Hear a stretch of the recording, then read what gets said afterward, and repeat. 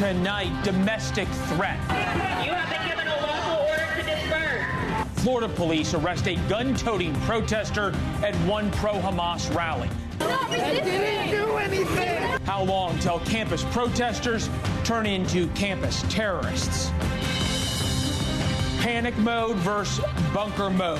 These state-sanctioned violence, including the arrest and threatened felony prosecutions of students, can only be seen as an explicit effort to silence students. Democrats fight amongst themselves in Congress. President Biden has stood strongly with Israel and has stood strongly against anti-Semitism. President Biden won't face reporters. Aren't you disappointed that we haven't heard directly from the leader of your party? Can Democrats wait out the protesters? The president is being kept regularly updated on what's happening, as you just stated, across the country. He is monitoring the situation closely. Trump on the trail. Genocide Joe has got to go. Oh, thank you very much. He gets the split screen he wants, but can Trump win if the election is about him? Well, you know, they're trying this weaponization of the Justice Department stuff. So far, that hasn't been working too well because we have the highest poll numbers we've ever had. People get it. We start with breaking news. 7 p.m. in New York City, 4 p.m. on the West Coast. Police have cleared out an anti-Israel protest from Fordham University. They dispersed crowds at Columbia University and City University of New York last night. Brooke Schaefer is on the ground. We'll get to her in a few minutes. NYPD took back Hamilton Hall. Protesters broke into the building the night before. They smashed windows, barricaded doors. Over 40 protesters were arrested inside the building. They now face charges and expulsion from the university. We'll see if the university follows through. It's not just New York City where police have had to get involved the past 24 hours. Law enforcement have moved into campuses nationwide: UCLA, the University of Wisconsin, and the University of South Florida. With that, we welcome you to the Ferris Show on television. And these protests are growing. So how do they end? Seriously. Does it end with a terrorist attack? These kids are chanting, "I am Hamas." A Jewish girl at UCLA had her head stomped and kicked in broad daylight. Evidently, she's in the hospital, simply for being Jewish on campus. Other people have been beaten on these campuses. But somehow, the perpetrators haven't been found, nor is there a huge outcry on social media. So why wouldn't the people who did this out of hatred, why wouldn't they do more? The White House didn't say anything specifically about this attack, clearly a hate crime, nor did the governor of California, probably because the victim is Jewish. In fact, the chancellor of UCLA seems far more concerned with the safety of the anti-Israel protesters and their right to chant about killing Jews than anything else. We'll get to his statement in a minute.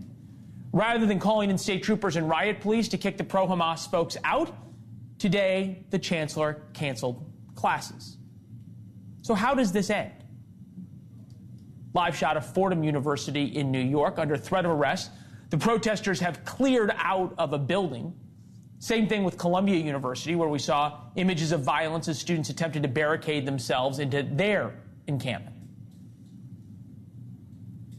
No other president has spoken about anti-Semitism than this president. But that's not the question. It's the protest. And I'm answering it in the way that I believe is the best way to answer your question, which is the president has been very, very clear. He's been clear about this.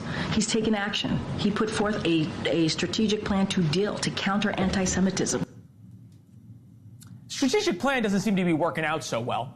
We're going to talk to a Democratic congresswoman about the lack of moral clarity in her party. That's in just a minute. But there is hope from a group normally scorned on campuses. Some fraternity boys at the University of North Carolina set the best example. The group came out and protected the flag, Old Glory, from the pro-Hamas types, while singing the national anthem. One of them is with us next, but we start with Nancy Liu, who is live on UCLA's campus right now. I guess you're in front of the pro-Hamas folks, right? Yeah, and you can see, Leland, that they have fortified the perimeter around their encampment. All day long, we've been watching them put up these pallets, the plywood, and zip tying everything together to those metal barricades. Inside, there are probably 300, perhaps more. The people inside claim that they're 80 to 90% students. And as you mentioned, class canceled today. It remains to be seen how this is going to play out, because we are told that the chancellor wants a safe learning environment on campus, and that we don't know if that means allowing this to go on, but it is blocking entrance to two key buildings here at UCLA. It's the library as well as Royce Hall, which is the theater building. But this library, students want to use it because it's midterms right now and they want to study in there, but they have not been able to get in. I want to show you off to the left here. We do have California Highway Patrol. They have been stationed here. We're seeing more law enforcement arriving, and I don't know if that's to change out shifts or if something is imminent. So we're keeping an eye on that, because I also saw more LAPD arriving over an hour ago. And on the other side, on the far side, Leland, I saw the LA County Sheriff's Department arriving with about 25 vehicles. That was about half an hour ago. But that's the latest here. You can see this encampment still pretty entrenched, and these students who claim they are not going anywhere. So we will see. Real quick, Nancy, we've seen video of Jewish students being harassed on UCLA's campus and kept from going into various parts of the campus. I know you've seen these videos as well. I guess with class canceled, are police providing kids escorts who don't feel safe?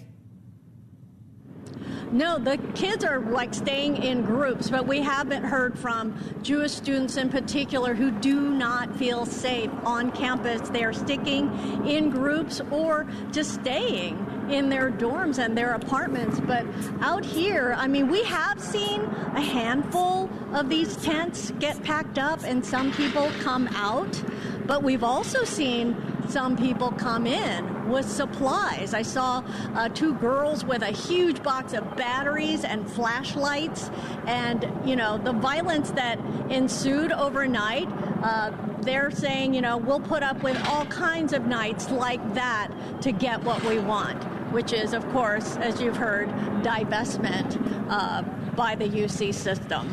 Leland. Wow. All right, Nancy, keep your live shot up. Obviously, we'll come back to you as things warrant in terms of police possibly moving in there to UCLA. Noteworthy, the governor's statement, the chancellor's statement, didn't include anything about what these folks are saying and chanting. Nancy, thank you. Brendan Rosenblum, Jr. at the University of North Carolina is with us. We've seen the video of you and your friends who protected the flag against the crowd. I know you were pelted with some water bottles and everything. Just tell me how this all happened, because the Palestinian flag was put up, then the chancellor came out and wanted to put back up Old Glory, and then what'd you guys do? Yeah, first of all, thank you so much for having me, Leland. So once the chancellor put up the flag, he left, and there was an attempt to take the flag back down. And me and my friends did not allow that to happen. This video right here that you're showing right now is someone telling me that I deserve to be beaten up. And that's what we dealt with the entire time. These people wanted to tear down the flag, and we were there to protect it. And it was important that I stood there with the Israeli flag because Israel and America work side by side. Our values are very similar, and we feel protected in both of these nations, and it's important that we stand together. So. Yeah, there's some irony here, right? Because it's the fraternities on campus. Admittedly, I was a member of one that did not necessarily have the greatest reputation, that always get a bum rap, and they're the ones always causing problems, and yet you guys are the ones taking a stand on this when nobody else will. Yeah, I think it's important that we all stand up for what we believe in. And I think, fraternity members get a bad rap, but in the end, we have a brotherhood and a belief of who we are. And no matter what happens, we're going to stand by that. And obviously all of us felt that America and the American flag, and for me, the Israeli flag, represented what we believe in. And we weren't going to let anyone stop us from keeping those two things up and representing for what we believe in. It's interesting, the difference between the ethos that you guys have and then it's some of the Ivies, what's been happening. Employers, I know, are paying attention about sort of values that are being shown and celebrated on these campuses. You guys are going to have one heck of a party down there. I don't know if you've seen this. Have you seen the GoFundMe page that's being put up to throw you guys the greatest kegger of all time that's now over, what, I think it's $100,000 we have it to put up. Have you seen this? Yeah, it's insane, and I'm not going to speak on what we're going to do with the money. All I can say is that us as a fraternity and everyone who is there appreciates the support and appreciates the support of our values and what we believe in, because we were there for you. I was there for all of the Jewish students here and the people that support Israel that feel they don't have a voice. So to see that so many people are willing to give money and support us is amazing. Well, Brendan, I started the show by saying, how's this going to end? It's going to end with people like you standing up for what's right. And the world needs to know that there are college kids like you. It gives us all hope. Thank you. Thank you so much for having me, Leland. I appreciate it. All right, we'll talk soon. With us now, Democratic Congressman Kathy Mantle, co-chair of the bipartisan task force for combating anti-Semitism.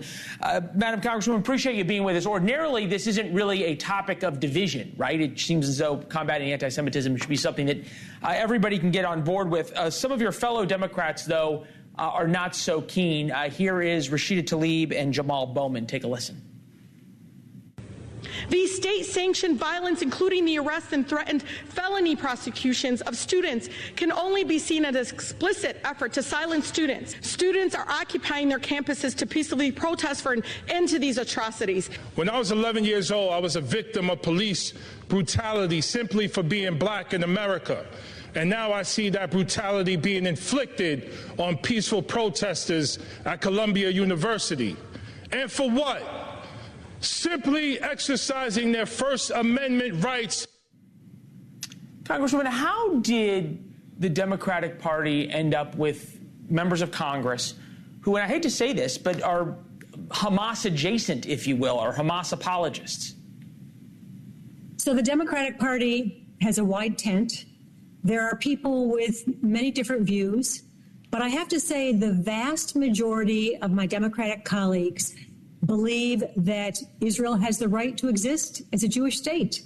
They understand that the war that is that's taking place right now was started by Hamas, a jihadist terrorist group who invaded Israel on October 7th. 3,000 Hamas fighters invaded the country, went house to house, slaughtering people, raping women, mutilating people, burning people alive. It was a horrific event.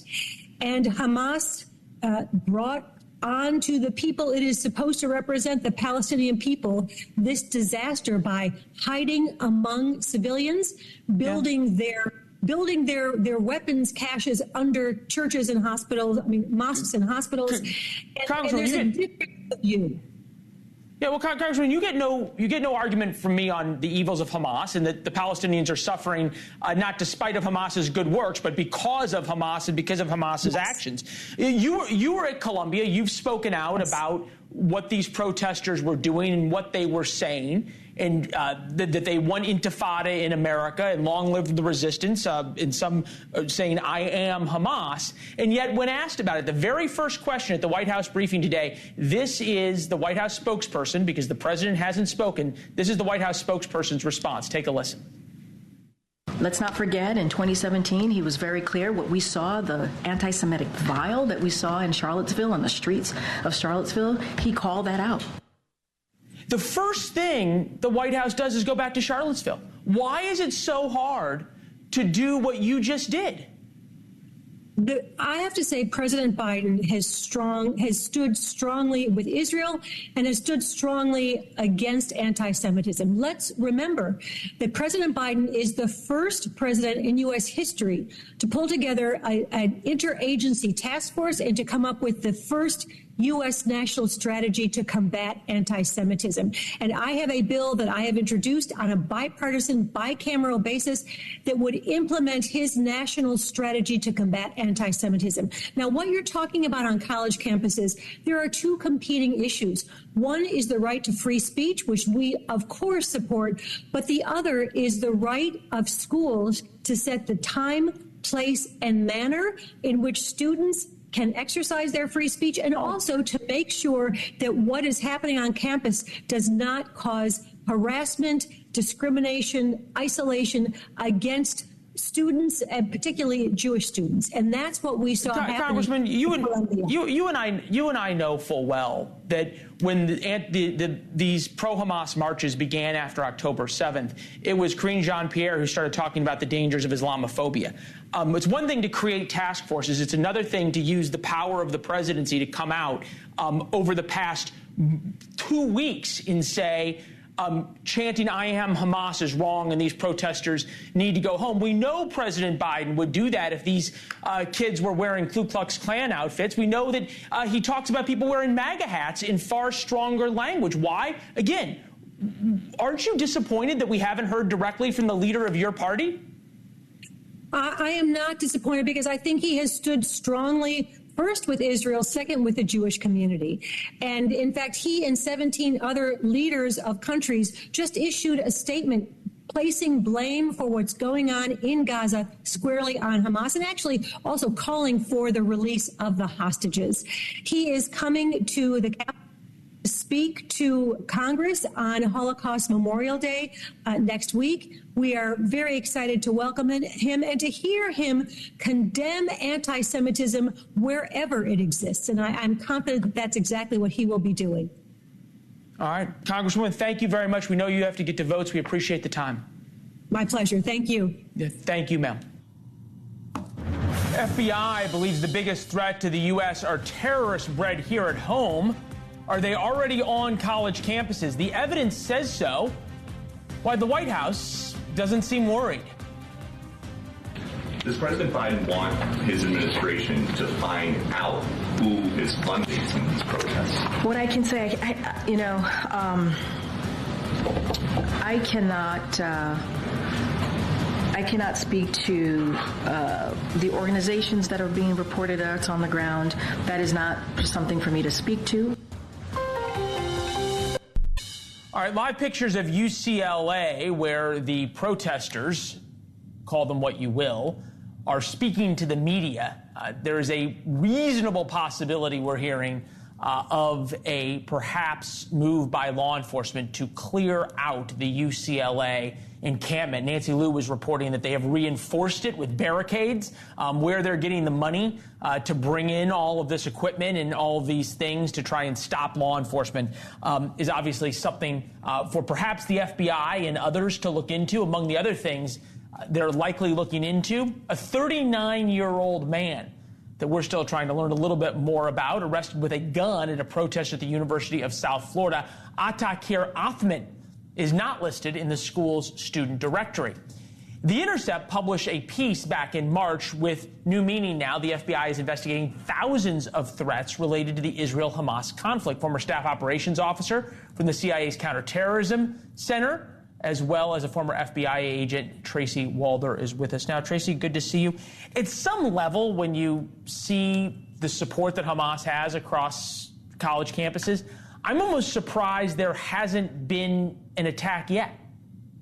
Thank you so much for having me, Leland. I am completely surprised, and I have said this before on NewsNation multiple times, that this heightened rhetoric that I have seen really since January, I've been saying this, that it's undoubtedly rising to a level of an attack, and that is very concerning to me. Director Wray of the FBI was concerned about lone ranger attacks, but now I'm not seeing that anymore because of the coordination that we see at these events, of these protests. It really seems like a well-orchestrated machine now. Post Charlottesville, which was 2 days at most, it was terrible, person was killed, there was this huge effort to focus on the Proud Boys and the sort of anti-Semitism groups on the right. that obviously were some pretty vile individuals, but they were pretty small. You're talking about 50 or 100 people, a couple hundred people at most. You're talking about thousands of people marching, all of whom are covering their faces. We know that they have at least some professional help organizing them. How difficult is it to try to infiltrate these groups when for so long the FBI has had its focus, either rightly or wrongly, on right-wing extremists, what they would call?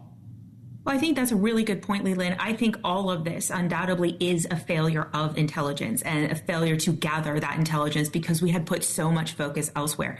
I'm not saying we shouldn't focus on the other, that those groups are horrific as well, but we need to not have tunnel vision in terms of looking at this. And the problem is I think that those groups fell to the wayside because they are organized. They are on chat groups. They are communicating. And why was nobody sort of sounding the alarm bells to these universities about that? That's concerning to me. Yeah, and now you have these guys chanting, "I am Hamas," and October 7th will happen 1,000 times, and the like. Hezbollah flags as well at some of these rallies. Tracy, thank you very much. We appreciate it. President Trump's been talking about these issues on the stump, from his trial to the campaign trail. Trump made 2 campaign stops today, 1,000 miles away from New York, as President Biden made his way a mile unseen to a campaign stop, hence we don't have video. The split screen would seem great for Trump as we look at live pictures of his plane departing. Former presidential candidate Mike Huckabee on whether Donald Trump should worry that he's getting what he wants. Donald Trump couldn't ask for a better split screen today. Today, Trump held rallies in the swing states of Wisconsin and Michigan. To the public eye, President Biden, and we tried to have a split screen of video, but we couldn't because President Biden was not seen on video today.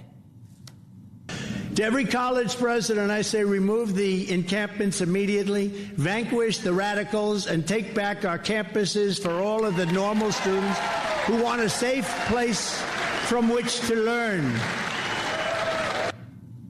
All right, so that was President Trump today. President Biden, meanwhile, drove to a closed event a few blocks from the White House where he was kept far away from the press.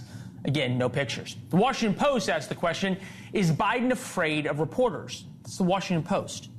Then there's the New York Times, which writes, Biden is not winning. His campaign should stop acting like it. And here's Michael Moore on CNN. I know we're speaking to millions of people, but I'd like to speak to one particular individual, and that is President Biden. I wanted to say this on your show tonight, that his chance of not being reelected, I think at this point is so great because of those numbers, because he's losing the youth vote. He's lost the Arab American vote in Michigan. Which brings us back to the split screen. Trump out campaigning, Biden out of the public eye. The former governor of Arkansas, former presidential candidate Mike Huckabee is here. I think I know the answer to this question. I'm admittedly setting you up here. But is Biden not campaigning by design or by necessity? I think it's by design, because his people are so afraid that he'll go out and say something that they'll spend the next 7 days trying to undo. It's like his comment about his Uncle Bosie getting eaten by cannibals.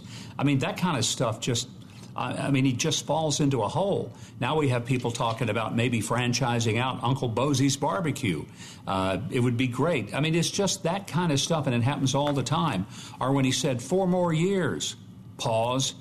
It's that kind of thing that they can't afford for him to be out in the public very much, so they're keeping him hidden.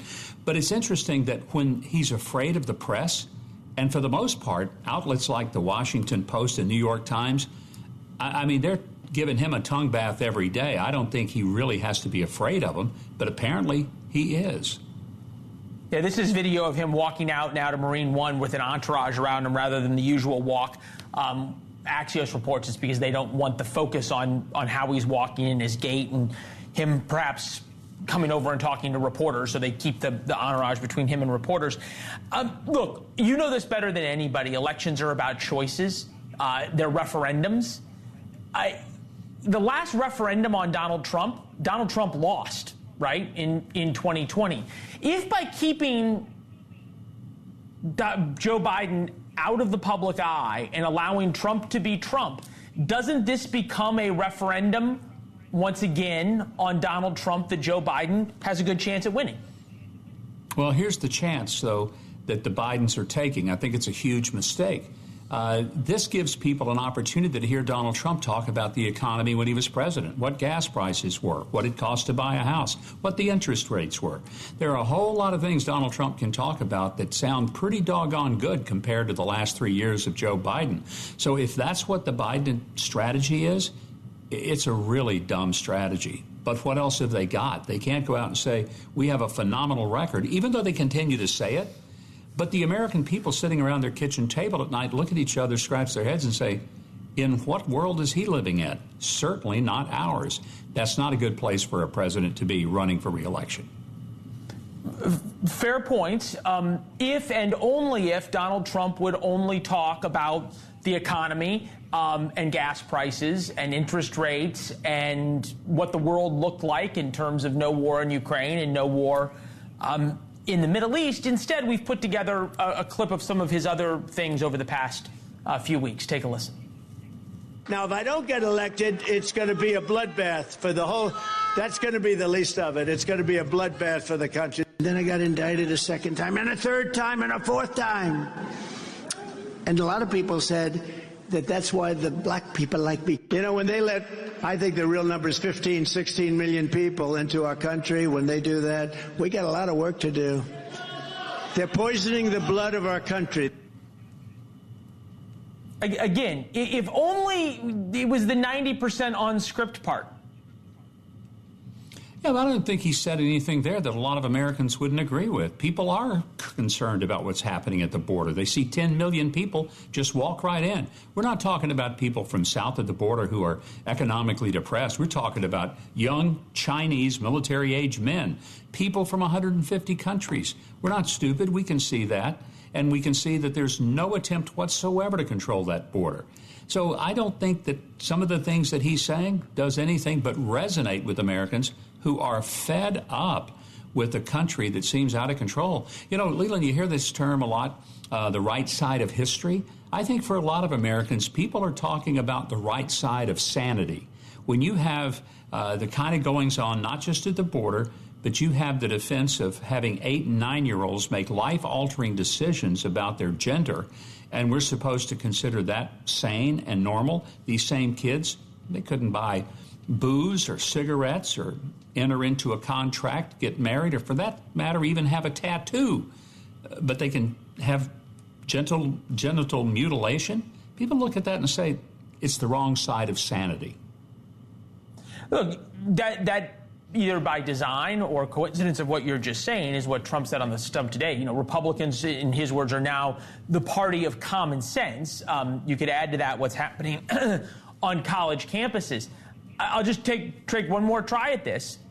You made a point about how the media loves Joe Biden.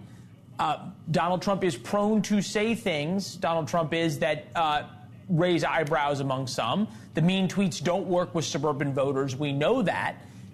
Isn't that the real risk to his 2024 election campaign? It could be with some voters, but I think most people have come to the conclusion that a few tweets don't hurt us nearly as bad as a 10% interest rate, don't hurt us nearly bad as eggs that cost twice what they did when Joe Biden took office, or gasoline that's up 60%, and heating fuel for their homes. That's what they're concerned about. If Donald Trump says some stuff that makes them cringe, okay, so he does. But it's the policy of Donald Trump, not the personality, that people are going to be voting for in November. And when that's what's on the ballot and that's what's on the mind of the voters, Trump's in pretty good shape. And all these trials, that's just a reminder to Americans that it's the first time in American history where you have one political candidate, the incumbent president, who is using all of the powers and levers of government to go after his opponent in court, not in debates, not in the voting booth, but to try to take him down in a courtroom procedure so somehow he won't have to really face him. And people really can see through it. Yeah, look, there's a lot of people who don't like Donald Trump, who I talk to all the time, who like what's happening to Donald Trump even less. Governor, it's good to see you as always. Thank you. Thank you, Leland. Yeah, we talk a lot about the protesters. Look at live pictures right now. We talk a lot about the protesters. But what about the cops, as potentially they are moving in to UCLA to move the pro-terrorist types out? Are the cops having to go in with one hand behind their back when we come back?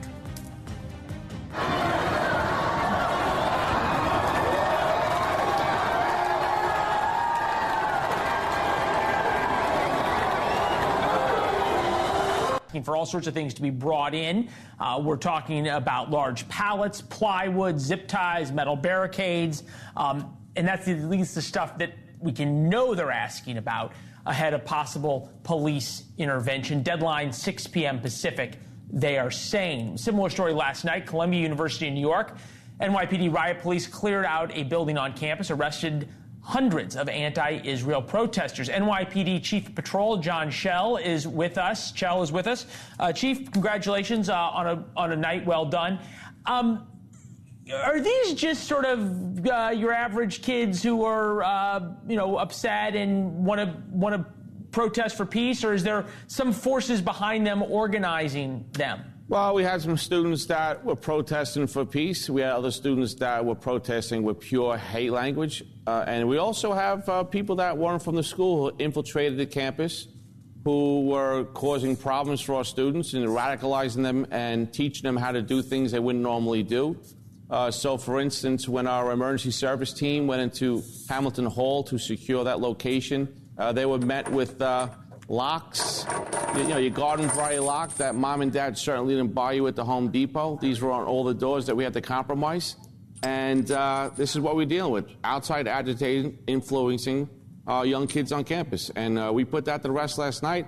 Our cops performed admirably, and we had no issues. And we set the tone for the country, the city, for everyone to watch. Yeah, what would be your advice if out in LA they have the courage to go in and clear out UCLA? What would be your advice in terms of tactics and rules of engagement for whoever does it, either LAPD or California State Patrol? Well, every situation is different, and I'm not going to tell my brothers and sisters in California how to do their job, but what we did last night in New York City, we just had a layered plan. We brought some of our best chiefs in, our best cops in. We laid it. What I mean by that is we're going to take back the perimeter first, take back the campus second, secure 5 domes with 2,000 kids, and then take back that hall. So it was a layered approach. We put our best on it, and they did a great job. And like I said, everyone was watching us, and we had to come up strong, and we had to set the tone for this city. What do we make when we see these large groups, especially when they're, either in sort of confrontation mode or in marching mode? They've all got umbrellas. Zillions of umbrellas suddenly come out in bright sunshine. Why is that?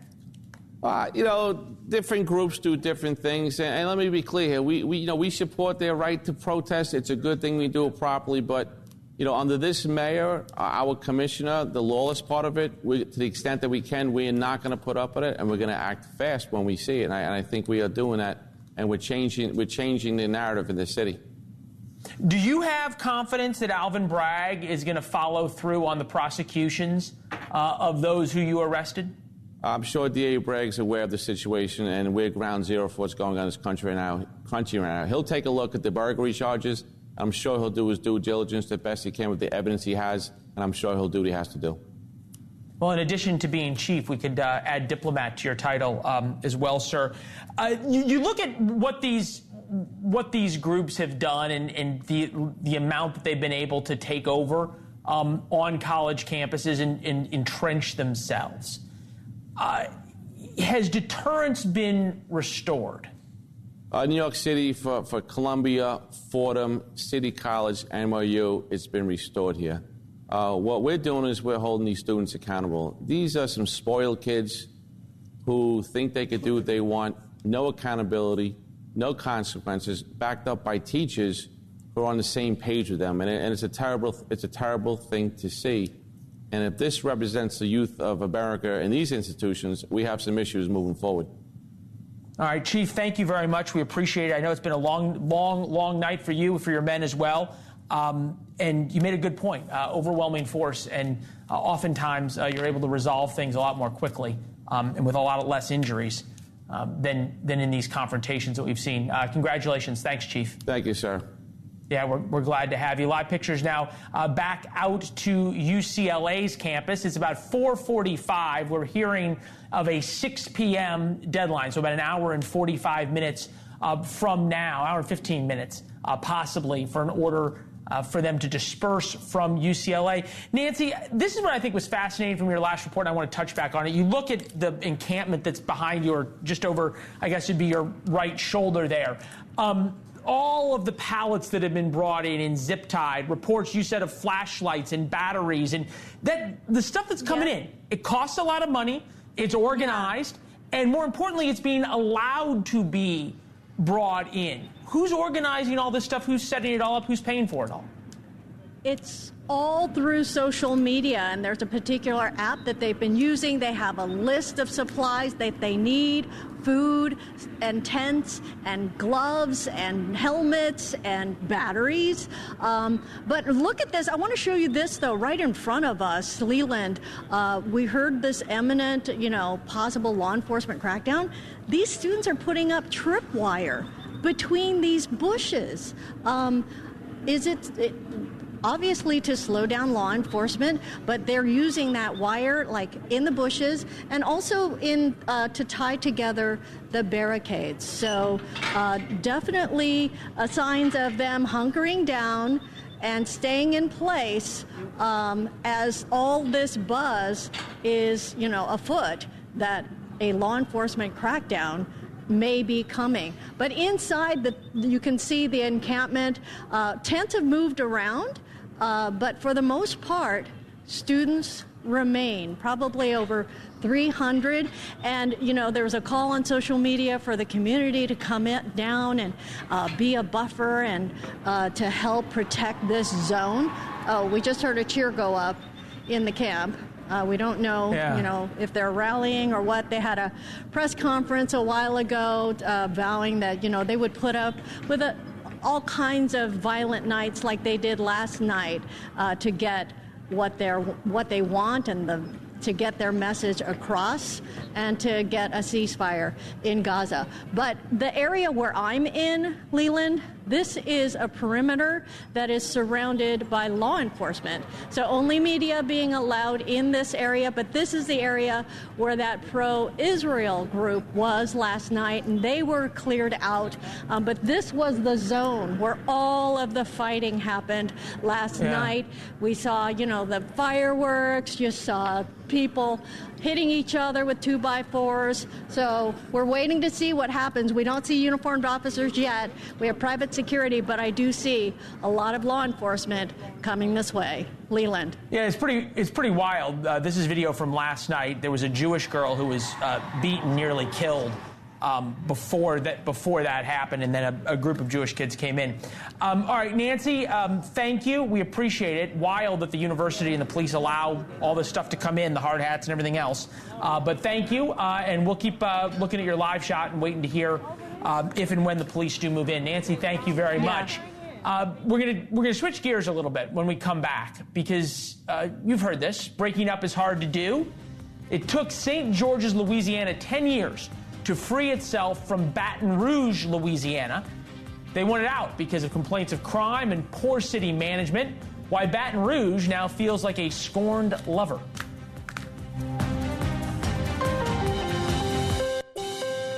There's a new city in Louisiana. St. George is divorcing Baton Rouge and becoming its own city. It'll have 86,000 residents, 60 square miles in the southeast area of Louisiana's capital. Louisiana Supreme Court just allowed St. George to split from the rest of Baton Rouge over complaints about crime and mismanagement. 10 years ago, residents of the mostly white parts of Baton Rouge had enough of city leadership and crime and split off. Now Baton Rouge itself says they have a $53 million budget shortfall. Andrew Murrell, spokesperson for the city of St. George, attorney, part of the legal team that did this, is with us now. In the essence of time, or in the interest of time, I'll just cut straight to the choice. Everyone who talks about this says racism, racism, racism. Was this about race? No, that's a pretty simple narrative to send out to the opposition that causes division. It really was about tax dollars. We have an area of high crime, poor education, and people are leaving our parish in droves. Our parish declines in population. And so this was an effort to take back our tax dollars, take back our parish. We didn't leave the city of Baton Rouge. We never were a part of the city of Baton Rouge. We incorporated an unincorporated portion, and we're staying in East Baton Rouge Parish. In fact, we're the fastest minority population growth in the parish, according to the census. That's interesting, especially to those who call you all racist. Real quick, parishes are what the rest of us call counties. That's right. Yeah, okay. So what's going to happen differently in St. George? Well, for one, your tax dollars in St. George will actually stay in St. George. We found out, as the Supreme Court ruled, that a large portion of our tax dollars have been subsidizing the city of Baton Rouge for services we can't even get here in St. George. Wow, fascinating. Anybody calling you and saying, hey, what's the roadmap? We want to do this in, I don't know, St. Louis, Chicago, Memphis? Yeah, our business model, our government model is being used all over the country in places like Fairhope, Alabama, Sandy Springs, Georgia. It's a private partnership business model to save your tax and give more accountability to the citizens. So, yeah, everybody calls about it. Wow. Fascinating. I think you said the right word, a business model, which says a lot. If it works, people want to do it. Hey, it was great to have you. Thank you. Sorry we had to cut this short. We're looking forward to following the story of St. George. We'll talk soon, sir. Thanks for having me. Thank you. Live pictures back at UCLA. 1 hour ahead of what the protesters have said is possible action by law enforcement there. We will wait and see if that materializes. Clearly, the protesters have some surprises waiting for the police. Who is paying for all this, and why is UCLA letting it happen? That's tomorrow. Here's Chris.